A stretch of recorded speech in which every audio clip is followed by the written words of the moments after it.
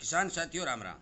आशा करता हूँ आप सब ठीक ठाक। साथियों, आज हम चर्चा करेंगे कि आज किसान के हालात क्या हैं और ये हालात क्यों हैं।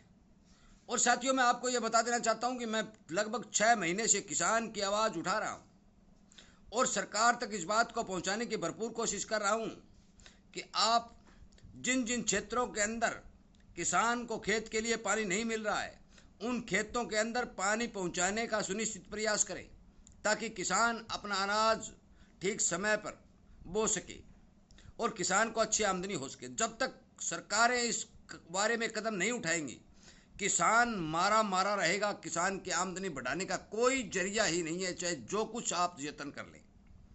साथियों, इसी तरह की आवाज़ मैं जो सरकार तक पहुंचाने की कोशिश कर रहा हूँ और आपको समझाने की कोशिश कर रहा हूँ कि ये हो क्या रहा है और क्यों नहीं व्यवस्था की जा रही। इसका सबसे बड़ा कारण ये हमारी कमजोरी है। हम किसानी संगठन नहीं बना रहे हैं, हम हमारी आवाज़ सरकार तक नहीं पहुंचा रहे। हर एक वर्ग, चाहे वो कर्मचारी है, वो कंपनी वाला है, जो कोई कोई हर एक वर्ग अपनी आवाज़ उठा रहा है, परंतु किसान अपने घर में चुप बैठा है। हाँ, आंदोलन होते 2 महीने, 4 महीने, 6 महीने आंदोलन होते हैं। पिछले दिनों 13 महीने आंदोलन चला, परंतु उस आंदोलन के अंदर भी पानी का कोई जिक्र नहीं था, क्योंकि 3 कानूनों के बारे के अंदर सरकार पर दबाव बनाया गया था। साथियों, इस सोशल मीडिया के ऊपर यदि आप ताकत बढ़ाएंगे, अपनी आवाज़ उठाएंगे और संगठन को बढ़ा करके ज़्यादा से ज़्यादा किसान एक साथ जुड़ करके यदि सरकार तक इस बात को पहुंचाने की कोशिश करेंगे कि हमें पानी दिया जाए, तो नदियों का एकीकरण की योजना जो वाजपेयी जी ने बनवाई थी और जो शुरू की थी, उसके ऊपर युद्ध स्तर पर काम करना पड़ेगा सरकार को और किसान को सुनिश्चित रूप से पानी देना पड़ेगा। साथियों, आप सभी को पता है कि हमारे एरिया के अंदर, पश्चिमी राजस्थान का कुछ हिस्सा हरियाणा का आता है, इस एरिया के अंदर प्री मानसून की बरसातें हुआ करती थी और उन बरसातों से हम बिजाई करते थे और हमारी बिजाई किए हुए अनाज के ऊपर जब मानसून की बरसात होती थी तो हमें प्रोडक्शन अच्छा मिलता था। परंतु आज हालात बिगड़ चुके हैं। अब की बार तो एक बूंद भी प्री मानसून की जमीन के ऊपर नहीं गिरी है। अब बात रही मानसून की, मैंने एक वीडियो पहले भी बनाया था और उसमें आपको सचेत भी किया था कि अब की बार खंड वर्षा होने की संभावना बन रही है और वही हालात आज दिखाई दे रहे हैं। 5 गाँव में बिजाई योग्य बरसात है, 15 गाँव में कोई बिजाई नहीं। 3 आंगल, 2 आंगल, 4 आंगल बरसात दिखाई दे रही है।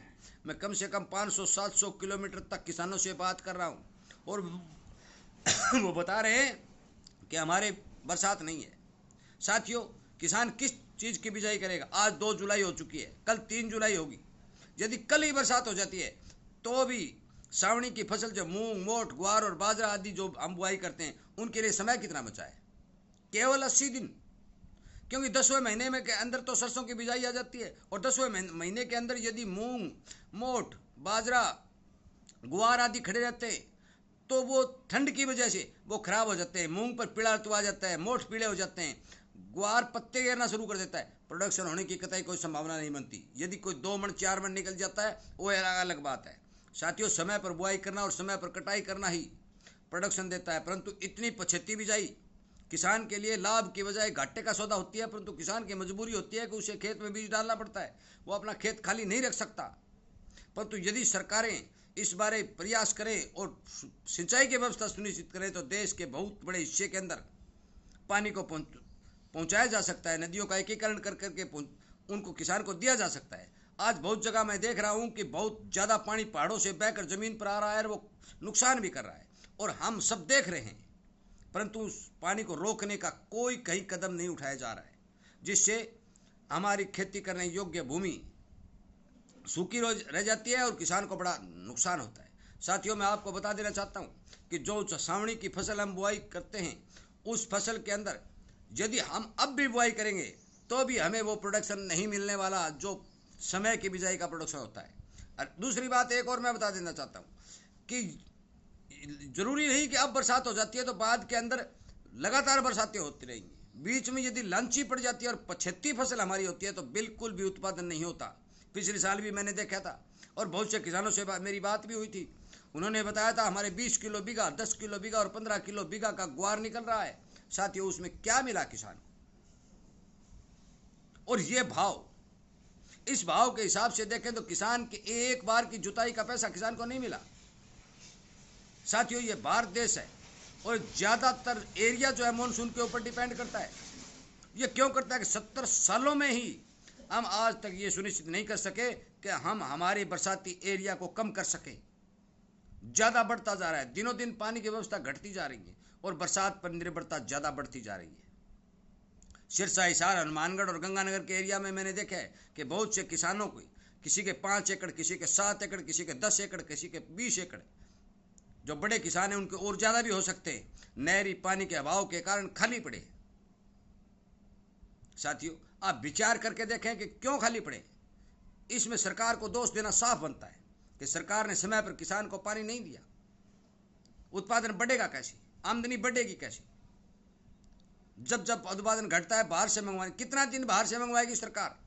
क्यों? यदि बाहर से मंगवाने में जितना पैसा सरकार खर्च करती है, वही पैसा यदि किसान को पानी उपलब्ध कराने के लिए खर्च किया जाए तो आप मान के चलो कि भारत देश के अंदर प्रोडक्शन अच्छी तरह से बढ़ाया जा सकता है। परंतु सरकारें पानी बढ़ाने के बजाय बाहर से मंगवाने पर ज़्यादा फोकस करती है। साथियों, आपको पता है कि बड़े बड़े शहरों के अंदर पीने के पानी की व्यवस्था करने के लिए भी बहुत ज़्यादा पानी आज जाया हो रहा है, जो नहरी पानी की कटौती जिसमें शामिल है। क्योंकि यदि एक पूरी की पूरी नहर शहर में खप जाती है तो किसान बिजाई किस चीज़ से करेगा, खेत में वो पानी कैसे लगाएगा? इसलिए सरकार को पानी की व्यवस्था करनी होगी और इस व्यवस्था को करवाने के लिए हमें अपनी आवाज़ उठानी होगी, हमें संगठन बनाना होगा, सरकार के सामने ये मांग रखनी होगी, तब जाकर हमारी समय पर बिजाई होने की संभावना बनेगी। साथियों, बरसातें घटती जा रही है। यदि आज जुलाई के पहले सप्ताह के अंदर हम बिजाई करेंगे तो फिर सरसों की बुआई कब करेंगे? क्योंकि 10वें महीने के पहले पखवाड़े में सरसों की बुआई शुरू हो जाती है और सरकार ये कहती है कि तिलहन की बिजाई करना है। तिलहन की बिजाई तो तब करेंगे जब हमारा खेत खाली रहेगा। जब आज हमें दाल की बिजाई करने की आप कह रहे हो तो हमारे पास पानी नहीं है, हम किस चीज़ के दाल की बिजाई करें? मॉनसून प्रकृति है, ये कभी बरसात हो जाती है तो कभी नहीं भी होती। परंतु अब की बार जो मैंने बात कही थी कि खंड वर्षा होगी, बिजाई प्रभावित होगी, तो वो साफ शब्दों में ये बात सिद्ध हो चुकी है कि इस बरसात के कारण पूर्ण रूप से ग्वार, बाजरा, मूंग, मोठ, तिल आदि की बिजाई प्रभावित हुई है। हाँ, मैं मानता हूं कि जब भी धरती गीली दिखेगी किसान हल चलाएगा, उसमें अनाज डालेगा, बीज बोएगा, परंतु प्रोडक्शन वो नहीं निकलेगा और सरकार की इस बारे चिंता बनी रहेगी। किसान को तो इस मॉनसून या इस मौसम ने मारा ही मारा है, परंतु सरकार के ऊपर भी इस बात का वजन और दबाव बना रहेगा कि हम इस देश की जनता को खिलाने के लिए दाल, तेल आदि कहाँ से लाएंगे।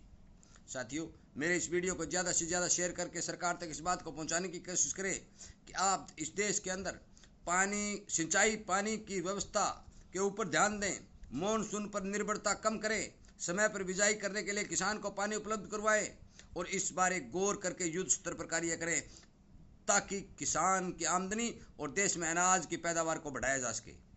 साथियों, मैं आपसे विनय निवेदन करता हूं कि मैं बार बार किसानी मुद्दे इस चैनल के ऊपर उठा रहा हूं और आपसे प्रार्थना करता हूं कि आप संगठन को बढ़ाइए, इस चैनल के साथ जुड़ करके सब्सक्राइब कर करके और अपने दोस्तों तक शेयर कर करके हर एक किसान को इस बारे जागरूक करिए कि वो हर एक किसान सरकार से यह मांग करे कि हमें पानी दिया जाए।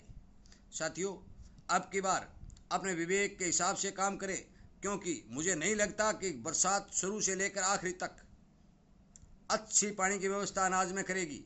बरसात की लांची भी लगेगी, मॉनसून ब्रेक भी लेगी और आज जो सिस्टम चला रहा है 2 आंगल, 4 आंगल, 6 आंगल, 5 आंगल वाला, इसके अंदर किसान का डबल भी नुकसान होगा, क्योंकि वो बीज बोएगा, गर्मी की वजह से बीज का जर्मिनेशन भी नहीं होगा और वो उगते यदि बरसात ने थोड़ा समय निकाल दिया तो वो जल भी जाएगा। इसलिए साथियों, मेरी बात पर ध्यान दें, गौर करें और इसी तरह की किसानी आवाज़ के साथ जुड़ कर अपनी आवाज़ को बुलंद करें। सोशल मीडिया के ऊपर किसान की ताकत बढ़ाएं ताकि किसान की बात हर एक सरकारी नुमाइंदे तक पहुंचे और वो सरकार को इस बारे जगाए। और मैं कह रहा हूं बार बार कि सरकार को जगाना पड़ेगा, तब जाके हमें कुछ न कुछ मिलेगा। घर में बैठे बैठे सरकार नहीं जाग सकती, ये सरकार कुंभकर्ण बनी हुई है। इसे पानी बहाना, पहाड़ों से बेकार करना, ये दिखाई नहीं देता। इसे कंट्रोल करने का रास्ता जो श्री वाजपेयी जी ने शुरू किया था, उसके ऊपर मुझे नहीं लगता कि इस 15-20 वर्षों के अंदर कोई 20% ही काम, हाँ 1-2% काम कहीं हुआ होगा तो मैं नहीं कह सकता। इसलिए कृपया करके मेरी बात पर ध्यान दें, इग्नोर नहीं करें, ज़्यादा से ज़्यादा किसानों तक इस बात को शेयर करें और सोशल मीडिया के ऊपर किसानी संगठन को बढ़ाएं। आपका बहुत बहुत धन्यवाद।